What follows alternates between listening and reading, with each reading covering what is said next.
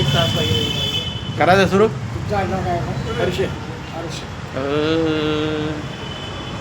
हरे शरणम हरे शरणम हरे शरणम हरे शरणम म्हणा. हरे शरणम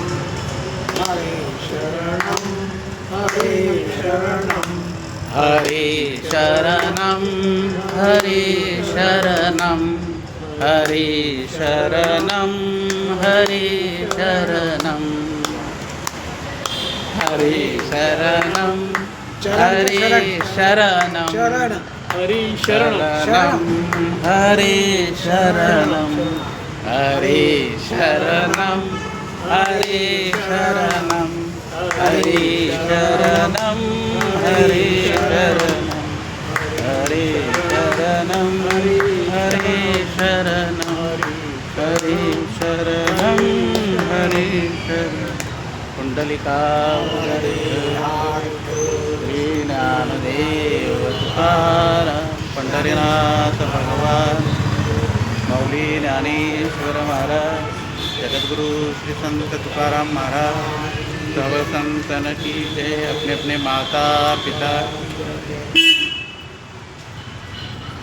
कृपाळू उदार माझा ज्ञानेश्वर कृपाळू उदार माझा ज्ञानेश्वर कृपाळू उदार माझा ज्ञानेश्वर कृपाळू उदार माझा ज्ञानेश्वर तया नमस्कार वारंवार नमस्कार वारंवार न पाहे याती कुळाचा विचार पाहे याती कुळाचा विचार भक्त करुणाकर ज्ञानाबाई करुणाकर ज्ञानाबाई भलतिया भावे शरण जाता भेटी भलतिया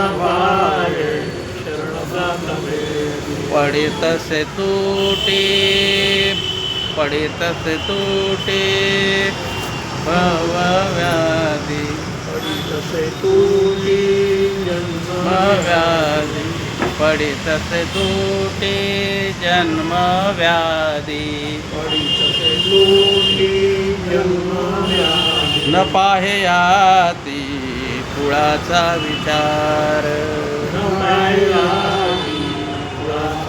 भक्त करुणाकर ज्ञानाबाई करुणाकर ज्ञानाबाई ज्ञानाबाई माझी अनाथाची माय ज्ञानाबाई माझी अनाथाची माय एका जनार्दनी पाय वंदित से एका जनार्दनी न पाहे याती कुळाचा विचार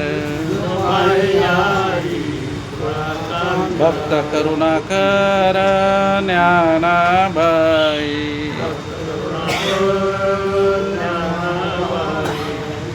ओम नमो जी आद्या वेद प्रतिपाद्या जय जय स्वस्वव्याख्या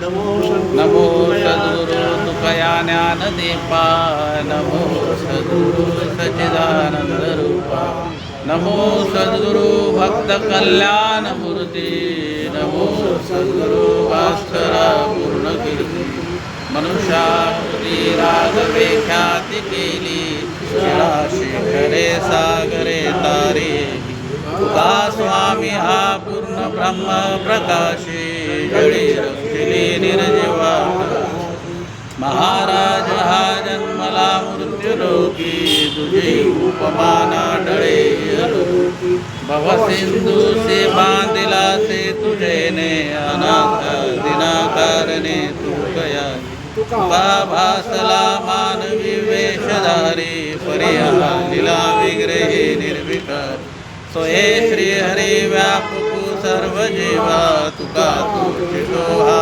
परब्रह्म ठेवा दया पूजले आदरे पांडुरंगे विमानस्थ केले प्रयाण प्रसंग तनुमानवी दिव्य रूपाची केली न त्यागी तिये दिव्य लोकासे नेली ओम नमो जी अध्या वेद प्रतिपाद्या जय जय सर्ववेद्या आत्मरूपा देवा तुषे गणेशु सकलार्धमते प्रकाशु मने निवृत्ते दासु औदारी रोजी आता अभिनव वाग्विलासिनी जे चातुर्यार्ध कला कामिनी ते श्री शारदा विश्वमोहिनी नमस्कार लिमिया मज हृदय सद्गुरु जेने तारिलो हा संसार गुरु मनोमी विशेष त्याग विवेकावरी तैसे डोळ्यांजन भेटे ते वेळे दृष्टीचे फाटा फुटे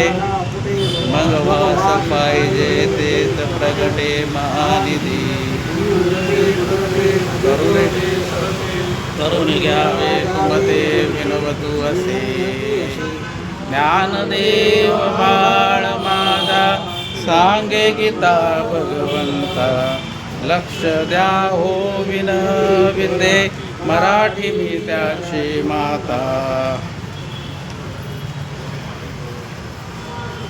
ज्ञानेश्वरी घरोघरी अर्थात ज्ञानेश्वरीची कार्यशाळा या कार्यक्रमात आपलं सर्वांचं स्वागत आहे.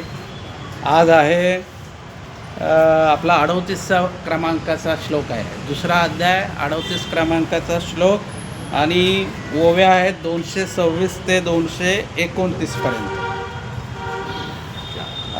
4 ओव्या आहेत आजच्या, आहे की नाही. आणि जे आपलं स्वधर्म त्याला आपण शास्त्रधर्म म्हणतो समजा, तर शास्त्रधर्म भगवंतांनी अर्जुनाला 31व्या श्लोकापासून सांगायला सुरुवात केली, 31 ते 38. आणि हा शेवटचा श्लोक आहे स्वधर्मामधला. ठीक आहे. तर हा जो श्लोक आहे हा आपण म्हणू आता थोड्या वेळामध्ये. मी पुढे म्हणेल, तुम्ही मागं म्हणा.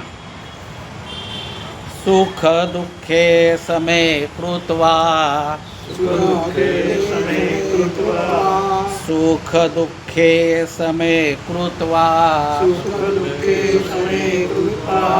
सुख दुःखे समे कृत्वा लाभा लाभो जया जयो लाभा लाभो जया जयो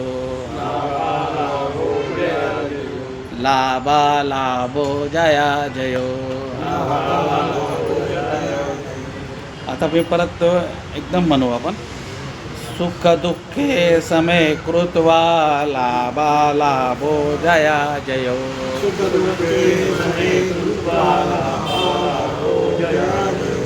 ततो युद्धाय युजस्व ततो युद्धाय युजस्व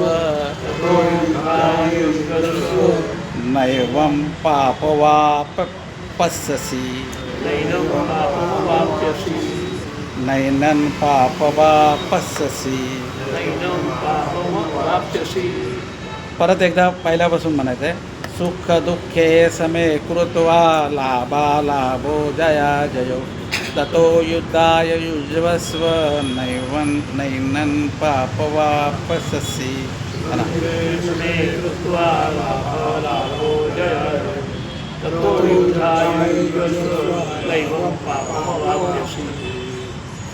आता या श्लोकामध्ये भगवंत असं अर्जुनाला म्हणतायत की सुख दुःख यांना समान मान. हे अगोदर पण सांगितलेलं आहे, पण काही गोष्टी वारंवार सांगाव्या लागतात ज्या महत्त्वाच्या आहेत त्या. त्याप्रमाणे भगवंत अर्जुनाला म्हणतायत की समदुःख हे समान समान त्यांच्याकडे बघ. म्हणजे दुःखाने खचून जाऊ नको आणि सुखाने म्हणजे उन्माद नको करू, आहे की नाही, त्या पद्धतीने. त्याच्यानंतर पुढे म्हणतात लाभा लाभो जया जयो. म्हणजे लाभ हो तुला झाला किंवा हानी झाली काय, तरी तू असं समान राहायचं आणि तुझा जय झाला काय किंवा पराजय झाला काय डगमगू नको असं भगवंत त्याला म्हणतात. आणि पुढे काय म्हणतात, ततो युद्धाय युजस्व, म्हणजे तू काय कर माहिती का, कर्तव्य म्हणून कर. कर्तव्य म्हणून केलंस ना आणि निष्काम भावना ठेवली तर तुला म्हणजे याच्यातून तू बंधनात अडकला जाणार नाही, तुझ्या मनात जे आहे ते येणार नाही. आणि हां जे काय असेल तर पुढे तू जाशील. हो आणि ना मग आणि निष्काम भावनेने केलेल्या कर्मामध्ये तुला पाप लागणार नाही. तो काय समजत होता की मला पाप लागेल, माझ्या स्वजनाची मी जर का हत्या केली तर मला पाप लागेल असं तो समजत होता. मग त्यावर भगवंत असं म्हणतायत की निष्काम भावनेने स्वधर्माने जर का तू लढलास, निष्कपट होईल जे असं असं काल गेल्या वेळेला त्या भगवंत म्हणजे ज्ञानोबा यांनी सांगितलं होतं. आणि अशा पद्धतीने जर का युद्ध तू लढलास तर तुला काय होणार आहे, तुला पाप लागणार नाही असं या श्लोकामध्ये म्हणजे असं या श्लोकामध्ये मतिता अर्थ आहे. तर याच्यामध्ये आपल्याला प्रथम तुकोबाराय काय म्हणतात ते बघू आणि नंतर आपण ज्ञानोबारायांचं बघू. कारण आता ह्या वेळेला आज काय माहिती आहे का, फक्त 4 ओव्या आहेत आजच्या याच्यामध्ये. आणि आपल्याला काय करायचं आहे, 31 ते 38 असा थोडा गोषवारा पण करायचा आहे. हे थोडक्यात काय काय झालं आपल्याला ते पण बघायचं. हां म्हणजे त्याला काय म्हणतात, त्याला रिव्हिजन. हां रिपीट टेलिकास्ट. मराठी शब्द आठवत नाही वेळोवेळी. हां ते आता मराठीत झाले, रिपीट म्हणजे मराठीत झाला. तर आता ज्ञानेश्वरीचं बघा, ज्ञानेश्वरी एवढा म्हणजे खरं ज्ञानेश्वरी हा चमत्कारच आहे. कारण हे असं एवढं सौंदर्य, शब्दाचं सौंदर्य तुम्हाला कुठं बघायला नाही मिळणार. असं म्हणतो आपण की आपले भारताचे आद्य कवी कालिदास आहेत. त्यांनी संस्कृतमध्ये लिहिलेलं आहे, काय त्यांचं बरंचसं त्यांचं आहे, परंतु त्यांनाही ओव्हरटेक केलेलं आहे मग शब्दाच्या बाबतीत. आणि असं आहे ना, भाव धरून या वाचे ज्ञानेश्वरी कृपा करी हरिदयावर. आपण जर का भावनेने वाचलं तर खरोखर भगवंत आपल्याला कृपा करणार आहे. त्याच्यानंतर नामदेव राय एका ठिकाणी असं म्हणतात की नामा म्हणे ग्रंथ श्रेष्ठ ज्ञानदेवी एकतरी होवी अनुभव. म्हणजे तुम्हाला नाही वाचता आलं पूर्ण, पण एक तरी ओवी वाचून त्याचा अनुभव घ्यायचा आहे. जसं आता मोरे साहेबांनी तो अनुभव घेतला याचा, कशाचा, त्या कमळाचा. म्हणजे त्याने आहे ना, घेतला आहे ना तुम्ही. हां मग असा जर का अनुभव घेतला तर आपल्याला त्याच्यातून एक वेगळा आनंद मिळेल. आणि काय 12व्या वर्षाच्या मुलाची काय विजन असेल सांगा. तोच मला प्रश्न पडला की 12 आपल्याला आपलं आता मरण जवळ आलं आहे आपलं, पण तरी आपल्याला काही कळत नाही काही गोष्टी. तर आपण काय म्हणतो की ते देवाचे अवतार आहेत. देवाचे अवतार तर आहेच आहे, परंतु ते मनुष्यरूपी त्यांनी त्याचा काही गैरफायदा नाही घेतला कधी. हे मानलं पाहिजे. पण आपण कसं आपला स्वभाव आहे, ते मला कसं काय जमेल, ते अवतारी पुरुष होते. ठीक आहे, ते अवतारी पुरुष होते, पण आपल्याला काही कमी नाही ना. भगवंताने आपल्यालाही जसं साधूंना दिलं आहे, संतांना दिले अवयव, तसं आपल्यालाही दिलेलं आहे. पण आपण काय करतो, आपण चुकीच्या ठिकाणी जास्त वापरतो. त्याच्यामुळे आपल्याला त्यातला रिझल्ट निकाल भेटत नाही. तर ह्या श्लोकाद्वारे भगवंत असं म्हणतायत, परत एकदा सांगतो की सुख आणि दुःख, लाभ आणि हानी, जय आणि पराजय यांच्याकडे सारख्या नजरेने बघ आणि फक्त कर्तव्य म्हणून तू युद्ध कर. आपण कुठलीही गोष्ट करताना एवढे विचार करतो कधी, पण तसं होत नाही कधी कधी. आता आपण म्हणतो की प्लॅनिंग मॅनेजमेंट आहे, पण मॅनेजमेंट पण कधी धोका खातं. कारण काही गोष्टी आपल्या हातात नाही. आणि आपण जर का तो विचार नाही केला, असं नाही आहे की कुठलीही कृतीला विचारपूर्वकच करायची आहे, पण अति विचार केला तर ते काय होतं, इम्प्लिमेंटेशन कार्यान्वित व्हायला वेळ लागतो. मग आज करू, उद्या करू, परवा करू असं करतो आपण, म्हणजे चालढकल करतो. आणि काही वेळेला काय होतं, प्रत्येक क्षण हा महत्त्वाचा असतो. आणि अपॉर्च्युनिटी जी संधी आहे ती एकदाच मिळत असते, अशा त्यातला भाग आहे. तर तुकाराम महाराज काय म्हणतात या बाबतीत, या श्लोकाबाबत ते आपण बघू. महाराज असं म्हणतात की देवाविना भक्ता कोण देतो निष्कामता. देवाविना भक्ता कोण देतो निष्कामता. म्हणजे तुम्ही जर का देवाला मानलं तर देवच तुम्हाला बुद्धी देणार निष्कामाची. पण तुम्ही देवालाच मानलं नाही तर मग नाही होणार. म्हणजे बुद्धी देणारा कोण आहे? देव आहे. म्हणून एके ठिकाणी तुकाराम महाराजांनी म्हटलं की दुर्बुद्धी ते म्हणा कदा नुपजो नारायण. वाईट बुद्धी मला कधी देऊ नको. त्याच्यानंतर महाराज असं म्हटलं आहे महाराजांनी एके ठिकाणी की याजसाठी जातो वनांतरा, जातो सांडून या घरा, माझे दिठावेल प्रेम, दृष्टी होईल निष्काम. मला हे निष्काम शब्दाबद्दलच बोलायचं आहे फक्त. कधी आपण निष्काम होऊ? तर महाराज काय म्हटले मी वनात जायला, म्हणजे महाराज पहिल्यांदा मंदिरात त्यांनी आराधना सुरुवात केली. पहिली घरामध्ये केली, नंतर मंदिरात जाऊन आराधना केली, आणि नंतर त्यांनी निर्णय घेतला की मंदिरातही लोक भेटायला येतात. म्हणजे माझ्या साधनेमध्ये काय होतो? विक्षेप होतो. मग त्यांनी वनात जायचा निर्णय घेतला. यासाठी जातो वनांतरा, सांडून या घरा. बघा महाराजांनी एके ठिकाणी असं म्हटलं की ठाईची बैसोनी करा एक चित्त, आवडी अनंत आळवावा. घरीच तुम्ही बसा, तर त्यांना माहिती आहे की तुम्ही घर सोडणार नाही. त्या घराला इंग्रजीमध्ये काय म्हणतात? रूम म्हणतात ना, रूम किंवा हाऊस म्हणतात. हां, रूममध्येच मरू. त्याचं रूमचं उलटं काय आहे? हां हां, काय रूमचं उलटं काय आहे? मरू. त्या रूममध्येच मरू. हां, पण बाहेर जाणार. बाहेरचाही जीवनाचा आपण आस्वाद घ्यायला पाहिजे. आता वनांतरासाठी कशासाठी गेले ते वनांतराला? की ते म्हणतात माझे दिठावेलं प्रेम, माझं प्रेम वाढेल देवाप्रती, आणि काय होईल? बुद्धी होईल निष्काम. माझी बुद्धी निष्काम होणार.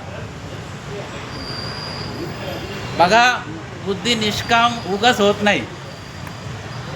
कारण आता वेड्याला सुद्धा तो असा विचार करतो की मला काय भेटेल. आता तुम्ही निष्कामता फार मोठी गोष्ट आहे. निष्काम कर्म करणं ही फार मोठी गोष्ट आहे. पुढे बघा आता काय म्हणतात, निष्काम निश्चळ विठ्ठली विश्वास, पाहो नये वास अनेकांची. जर का विठ्ठलाच्या चरणाजवळ जर का तुमचा निश्चय असेल तर तुम्हाला कशाचीही गरज लागणार नाही, असं महाराज म्हणतात. त्याच्यानंतर पुढे काय म्हणतात, आशा मारून या जयवंत व्हावे, तेव्हाचे निघावे सर्वाहून. आशेला आपण बाजू केलं पाहिजे. कारण आशा काय माहिती का आपल्याला, बघा एकदा नाथ महाराजांनी असं म्हटलं आहे की आशा ही सर्वात वाईट आहे. म्हणजे त्यांनी देवाला सुद्धा नीचपणा आणलेला आहे. आशा उपजली नारायणी, नीच वामनत्व आले त्यास. आता बळीच्या दारामध्ये भिक्षा मागायची काय गरज नाही कधी. पण आशा, जर का देवाला आशा नाही चुकली तर आपल्याला काय, आपण किस झाडकी पत्ती. तर पुढे असं म्हणतात, तुका म्हणे आम्हा जवळच आहे, सुख दुःख साहे पांडुरंग. आमच्या जवळच पांडुरंग आहे, तो सगळं सुख आणि सुख पण तो घेतो आणि दुःख पण तोच घेतो. तर ही एक वैचारिक बैठक आहे. ही जर का आपण थोडी अंमलात आणली समजा, तर आपल्यालाही त्याचा अनुभव आल्याशिवाय राहणार नाही. पण आपण कसं होतं, आपण आपला थोडा अभ्यास कमी पडतो. कारण हे कसं आहे माहिती आहे का, ही लगेचची गोष्ट नाही आहे. याला थोडा थोडा थोडा थोडा रोज अभ्यास करावा लागतो. परंतु आजच्या एवढं दैनंदिन दिवस, एवढं दैनंदिन जीवन एवढं हालाकीचं आहे की इथं वेळच नाही आता. टाईम इज मनी. आणि सर्व करता करता जे करायचं तेच राहून जातं. म्हणजे आपले ते म्हणतात ना काहीतरी बकेट लिस्ट. आपली बकेट लिस्ट आहे ना, ती वाढतच जाते. हे करायचं, ते करायचं, ते करायचं, हे करायचं, हे करायचं, ते करायचं. आणि एक दिवस अचानक जावं लागतं, ते तसंच राहतं. बघा, माणसाच्या आशा आहे ना, आशाला अंत नसतो आणि इच्छेला पण अंत नसतो. आणि प्रत्येक आणि काय वाईट नाही त्याच्यामध्ये. इच्छा ठेवल्याशिवाय तुम्ही ते एखादं ते अचिव्हमेंट करणार नाही. ध्येय तुमचं तुम्ही साकार नाही करणार. परंतु कसं आहे माहिती आहे का, तुकोबरा एका ठिकाणी असं म्हणतात, तृष्णा वाढवसी बहुवस कधी न सुखासी पावस. त्याच्यात एक नाटाचा अभंग आहे, तो इतका अप्रतिम आहे की प्रत्येकाने त्याच्यातून घेण्यासारखं आहे. म्हणजे माणसाने तृष्णा वाढवली ना, हे करू, ते करू, ते करू, हे करू, तर कधी सुखासी न पावस. तुला कधी सुख भेटणार नाही. तुला कुठेतरी थांबावं लागेल.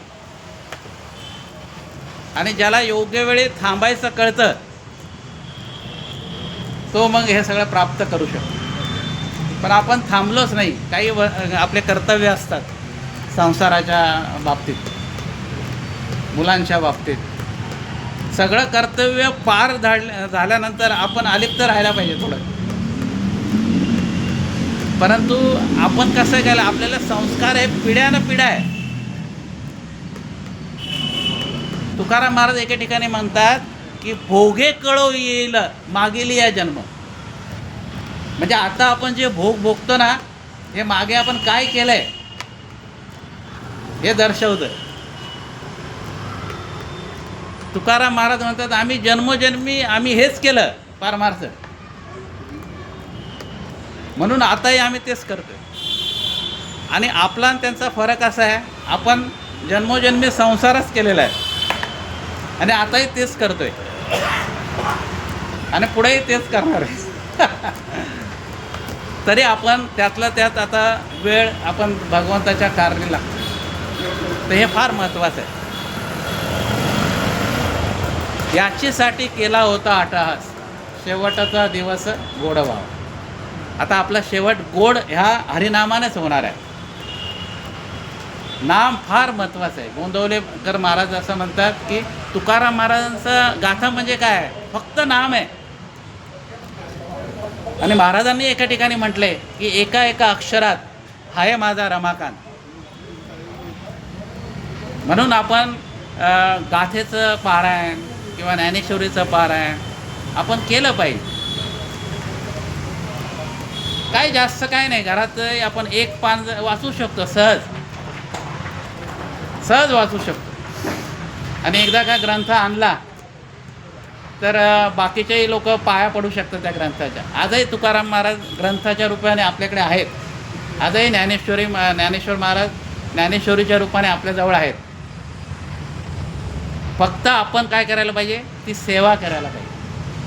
आता त्यांची सेवा प्रत्यक्षात आपल्याला करता येणार नाही, कारण ते शरीराने नाही आहेत, परंतु ग्रंथरूपाने आहेत.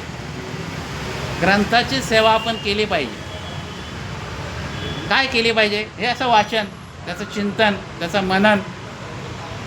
आणि आज आपण याचे प्रत्येक एपिसोड आपण केलेले आहेत. आता आपण अपलोड करतो आहे, ते आपण बघितले समजा सारखे वगैरे, तर ते आपल्याला लक्षात येईल. ज्ञानेश्वरीसमोर आपण ठेवायची आणि ते बघायचं.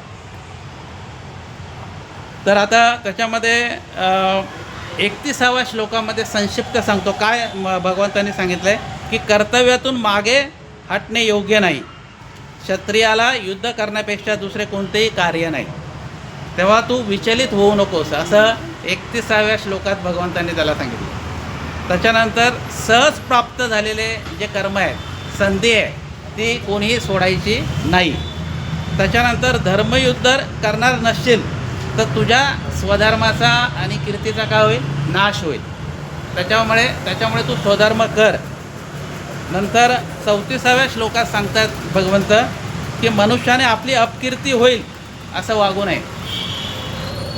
त्याच्यानंतर 35व्या श्लोकामध्ये असं सांगतात की प्रतिष्ठेने आपलं जे काय आपण नाव कमवलेलं आहे त्याला कुठल्याही प्रकारचा डाग लागला नाही पाहिजे.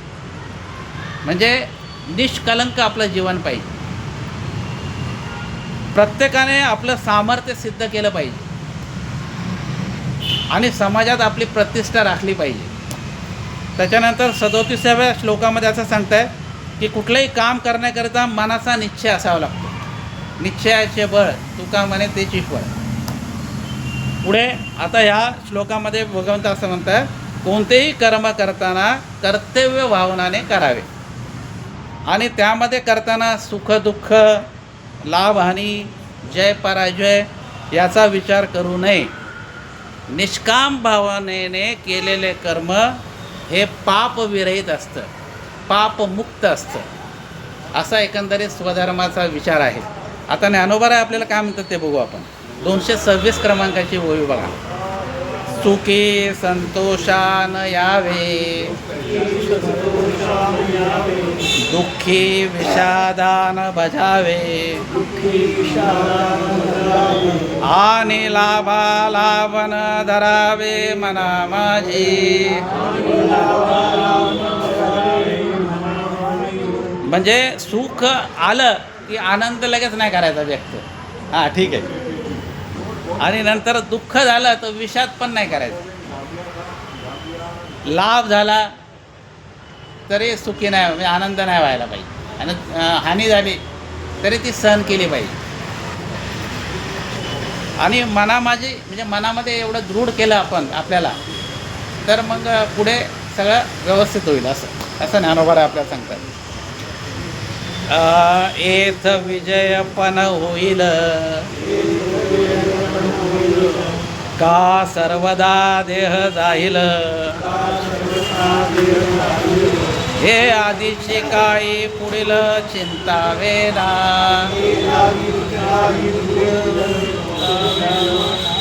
आता युद्ध करत असताना विजय भेटेल का माझा देह त्या रणांगणावर पडेल याचा आधीच विचार करून उपयोग नाही. याचा तू विचार करू नकोस आणि त्याची चिंतासुद्धा करू नको. पुढे आपण या उचिता स्वधर्मतेची राहटता जे पावे ते निवांता सावनी जावे. मग आपल्याला काय आपल्या काय हातात आहे तर उचित कर्म करणं आपल्या हातात आहे. आणि काय आहे की ठेविले आनंद ते तैसेचे राहावे चित्त असू द्यावे समाधानी ही वृत्ती पाहिजे. पण याच्यामध्ये आता माणसं वाईट अर्थ घेतात. काहीच करायचं नाही सगळं भगवंताकडे द्यायचं. अरे तुला हातपाय कशासाठी दिलेले.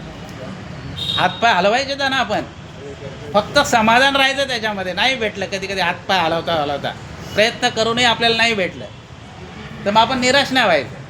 आज नाही तो कल सही, कल नाही तो परसो सही. पण तुम्हाला बघा प्रयत्नांती परमेश्वर. प्रयत्न केलं तर वाळूमधून पण तेल निघू शकतं आहे की नाही. तर त्या पद्धतीने ज्ञानोबा आपल्याला सांगतात की निवांत साहोनी जावे. साहोनी आता परत शब्द आला बघा मोरे साहेब. सहन करायचं. सहन शब्द काय सुटत नाही तुमच्या मागे. हां बरोबर की नाही. सहन करायला पाहिजे. पुढे म्हणजे सुखसुद्धा सहन केलं पाहिजे. हां सुखसुद्धा सहन केलं पाहिजे आणि दुःखसुद्धा. मी तुम्हाला मागे पण सांगितलं की समजा आपल्याला 1 कोटी रुपयाची लॉटरी लागली तर हर्षाच्या याने आपल्याला अटॅकसुद्धा येऊ शकतो. अरे 1 कोटी कधी बघितलंच नाही. म्हणून सुखाने पण काय हुरळून नाही जायचं आणि दुःखाने काय करायचं डगमगायचं नाही आहे का नाही. निश्चय. हां पुढे बघा आता. ऐसिया मने होवावे तरी दोषून घडे स्वभावे मनोनी आता झुंजावे निभ्रांत तुवा.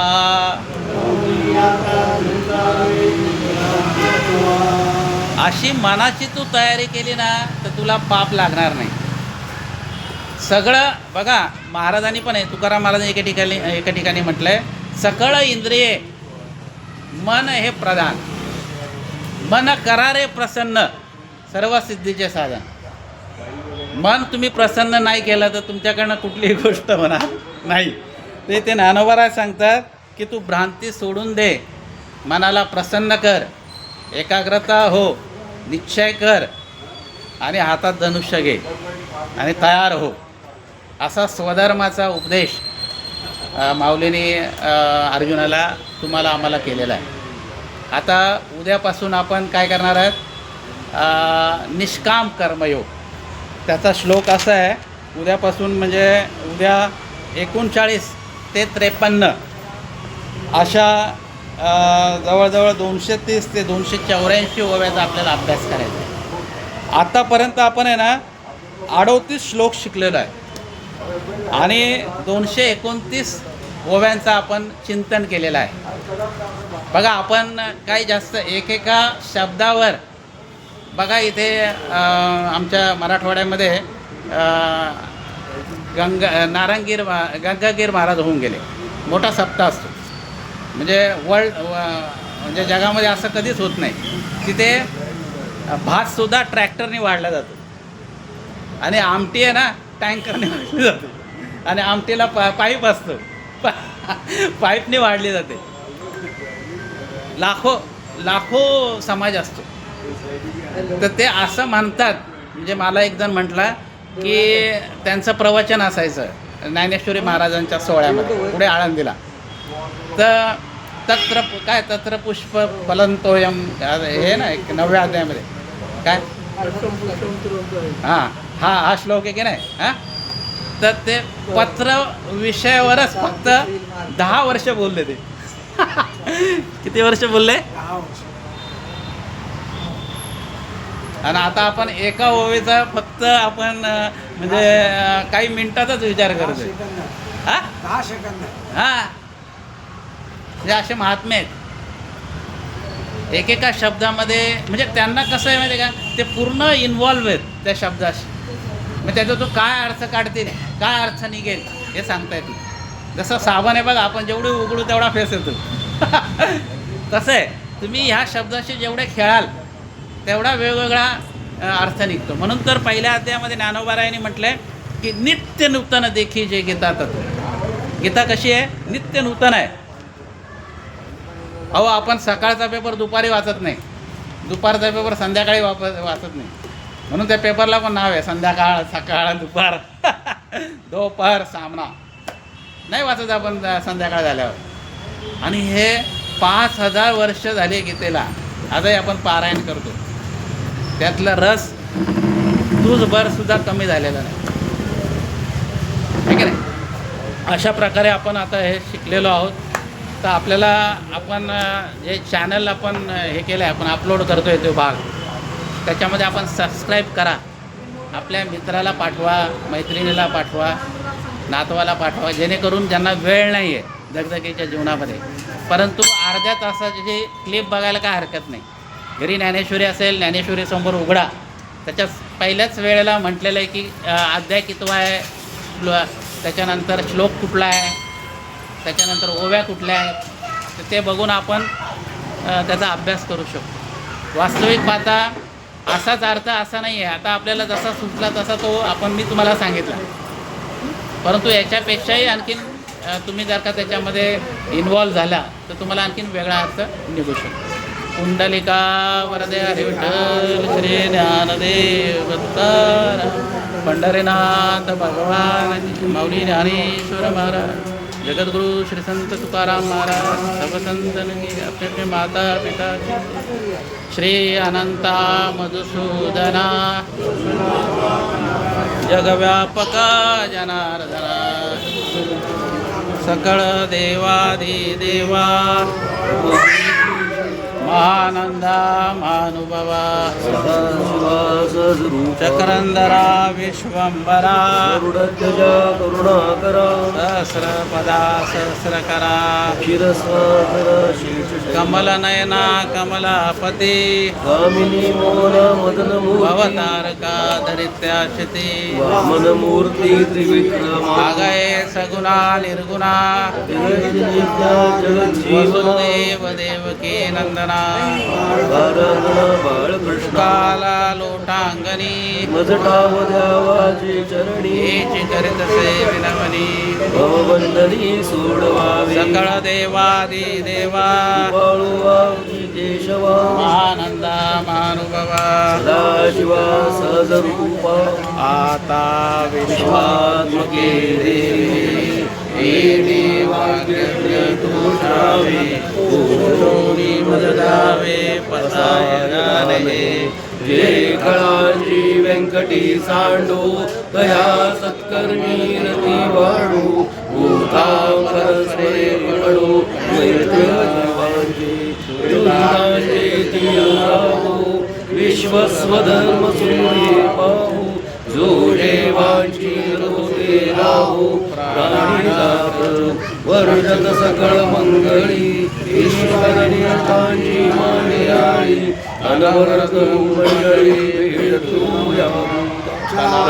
कल्पदुर्गे पारव चेतना चिंतामणी जे गाव बोलते कराव पियुषांचे चंद्रमे देवलांचन मार्कंड जे तापहीन हे सर्वाही सदा सज्जन सोय रे होतो किंबहुना सर्वसुखी पूर्ण होनी त्रिलोकी अजितोहादिमूर्ती अखंडित आणि ग्रंथोपजीविये विशेषी लोकीये दृष्टादृष्ट विजयी भोगावेची हेत म्हणे श्री विश्वेश्वरामो आवो नीलदान बसावो येणेवरे ज्ञानदेवो सुखिया झाला येणेवरे ज्ञानदेवो सुखिया झाला येणेवरे ज्ञानदेवो सुखिया झाला. हरि ओम शांती शांती.